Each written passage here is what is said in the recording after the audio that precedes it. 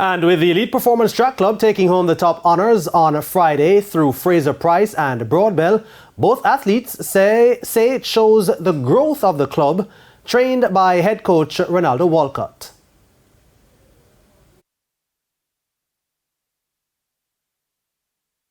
I mean, it's actually a great feeling to see that the results that our coach has been putting in the work with us, and it's showing that we are coming and we are very strong athletes.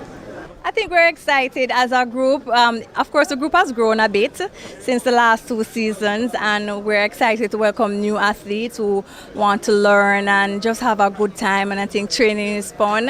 If you can't hang, you just can't hang. And it's always vibes, it's always good energy, and I'm grateful for the team. And I think going back to practice, we don't have practice tomorrow, but going back to practice Monday, I'm sure it will be a little celebration.